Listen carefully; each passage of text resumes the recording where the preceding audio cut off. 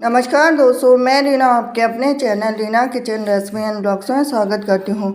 तो कार्तिक माह है, सबसे पवित्र महीना अगर हम 12 महीनों में से मानते हैं तो कार्तिक का महीना पहला ऐसा शुभ दिन है जो कि पूरे महीने भर इसमें काफ़ी महत्व रखते हैं। इसमें हर देवी देवताओं की पूजा की जाती है, भगवान विष्णु से लेकर शिव जी से लेकर लक्ष्मी मैया से लेकर सब तक। तो आज हम जानेंगे सोमवार की व्रत कथा कार्तिक मास की। तो एक नगर में बहुत ही धनवान साहूकार रहता था। उसके घर में धन की कमी नहीं थी, परंतु वह बहुत दुखी था क्योंकि उसके कोई पुत्र नहीं था। वह इसी चिंता में दिन रात दुखी रहता था। पुत्र की कामना के लिए वह प्रत्येक सोमवार शिव जी का व्रत और पूजन किया करता था तथा सायंकाल मंदिर जाकर शिव जी के सामने दीपक जलाया करता था। उसके इस भक्ति भाव को देखकर एक समय माता पार्वती ने शिव जी से कहा कि हे नाथ, यह साहूकार आपका अनन्य भक्त है, सदैव आपका व्रत और पूजन बड़ी श्रद्धा से करता है, आपको इसकी मनोकामना पूर्ण करनी चाहिए। शिव जी ने कहा कि हे पार्वती, यह संसार कर्म क्षेत्र है। जैसे किसान खेत में जैसे बीज बोता है वैसे ही फसल काटता है, इसी तरह से मनुष्य संसार में जैसा कर्म करते हैं वैसा ही फल भोगते हैं। माता पार्वती ने अत्यंत आग्रह से कहा कि हे प्रभु, यह आपका अनन्य भक्त है और अगर इसको किसी प्रकार का दुख है तो उसे आपको अवश्य दूर करना चाहिए। आप तो सदैव अपने भक्तों पर दयालु होते हैं और उनके दुखों को दूर करते हैं। यदि आप ऐसा नहीं करेंगे तो मनुष्य आपका पूजन और व्रत क्यों करेंगे।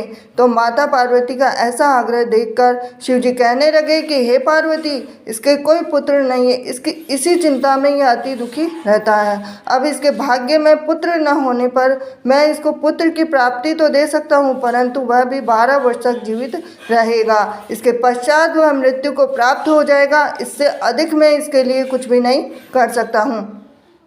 माता पार्वती और भगवान शिव का यह वार्तालाप साहूकार सुन रहा था, तो इससे साहूकार को न तो प्रसन्नता हुई और न ही दुख हुआ। वह पूर्व के समय शिव जी का व्रत और पूजन करने लगा। अब कुछ समय के बाद में साहूकार की स्त्री गर्भवती हुई। घर में बहुत धूमधाम से खुशियाँ मनाई गई, लेकिन साहूकार के मन में तो था कि वो तो केवल 12 वर्ष तक जिंदा रहेगा, उसके बाद में उसकी कोई भी आयु नहीं थी। तो अब जब बालक 11 वर्ष का हो गया तो बालक की माता ने पिता से उसके विवाह करने की बात कही। अब साहूकार बोला कि अभी तो इसको पढ़ाई लिखाई के लिए काशी भेजो, फिर उसके बाद में इनका विवाह करेंगे। अब साहूकार ने बालक के मामा को बुलाकर उसको बहुत सारा धन देकर बालक को काशी पढ़ने भेज दिया। अब रास्ते में जावे तो यज्ञ ब्राह्मण को करावे, दक्षिणा देते हुए जावे। तो दोनों मामा भांजे यज्ञ करते हुए गए, ब्राह्मण को भोजन कराते हुए गए। अब रास्ते में एक शहर पड़ा और उस शहर के राजा की कन्या का विवाह हो रहा था, परंतु जो राजकुमार विवाह करने के लिए आया था वो तो खुद ही करना था। अब राजकुमार को देख राजकुमारी और उसके माता पिता विवाह में किसी भी प्रकार के अड़चन पैदा ना कर दे, इस वजह से उन्होंने उस सुंदर मनभावन लड़के को देखा तो उनके मन में विचार आया कि क्यों ना इस लड़के को वर के रूप में ढूंढ लिया जाए। तो ऐसे मन में विचार करके राजकुमार के पिता ने उस लड़के और उसके मामा से बात कर ली। अब दोनों राजी हो गए। दूल्हे का वेश बनाकर उनको कपड़े पहनाकर घोड़ी पर बिठा दिया। अब कन्या के द्वार पे पहुंचे तो सभी कार्य उनकी प्रसन्नता से पूर्ण हो गए। अब राजकुमार के पिता ने सोचा कि यदि विवाह का कार्य भी उसी लड़की से करा दिया जाए तो क्यों बुराई है, इसमें कोई बुराई नहीं है। तो ऐसा विचार कर लड़के और उसके मामा से कहा, यदि आप फेरों और कन्यादान के काम को भी करा दें तो आपकी कितनी कृपा होगी। अब सेठ का पुत्र जिस समय जाने लगा तो उसके राजकुमार की चुनरी के पल्ले पर लिख दिया कि तेरा विवाह मेरे साथ हुआ है, परंतु जिस राजकुमार के साथ तुझे भेजेंगे वो तो खुद ही करना है। अब मैं काशी जी पढ़ने जा रहा हूँ। अब सेठ के लड़के के जाने के पश्चात राजकुमारी ने जब अपनी चुनरी पर ऐसा लिखा हुआ पाया तो अंधे राजकुमार के साथ जाने से मना कर दिया।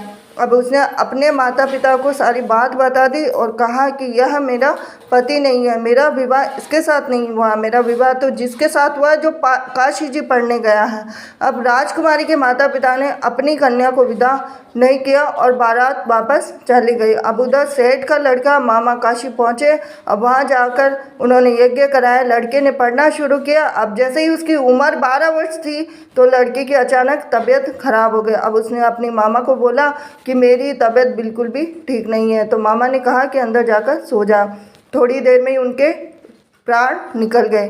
जब उसके मामा ने कहा कि उसका भांजा मृत पड़ा तो रोना पीटना मचा दूंगा, तो यज्ञ का काम अधूरा रह जाएगा।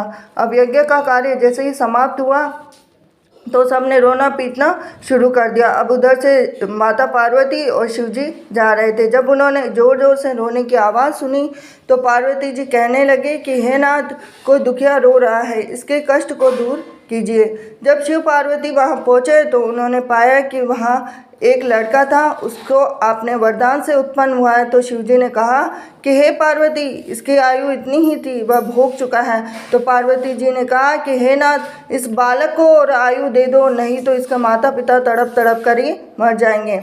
माता पार्वती के बार बार आग्रह करने पर शिव जी ने उसको जीवन का वरदान दिया। शिव जी की कृपा से उसका लड़का जीवित हो गया। अब इसके बाद में माता पार्वती कैलाश पर्वत चले गए। शिक्षा पूर्ण होने पर जब लड़का और उसके मामा यज्ञ करते हुए ब्राह्मणों को भोजन कराते हुए दक्षिणा देते हुए घर की ओर चले तो रास्ते में उसी शहर में आए और जहाँ उस लड़के का वहाँ की राजकुमारी से विवाह हो रहा था, वहाँ जाकर उन्होंने यज्ञ प्रारंभ किया। लड़के के ससुर जी आए, राजा ने उनको पहचान लिया, महल में ले जाकर उनकी आव भगत की, जैसे दास दासियाँ सहित आदर पूर्वक अपनी राजकुमारी और जवाई को विदा दिया। वहां से विदा होकर सेठ का लड़का अपने मामा और पत्नी सहित उसी तरह यज्ञ कराते हुए ब्राह्मणों को भोज कराते हुए दक्षिणा देते हुए अपने घर के लिए चले गए। घर जाकर लड़की ने अपने माता पिता को सारी बात बताई। इससे वे बहुत ही प्रसन्न हुए। शिव पार्वती, जैसे आपने सेठ और उसके परिवार को दिया वैसे सभी को देना। सोमवार व्रत कथा कहने सुनने हुकारा देने वालों को सबको देना। ये थी आज की सोमवार की व्रत कथा।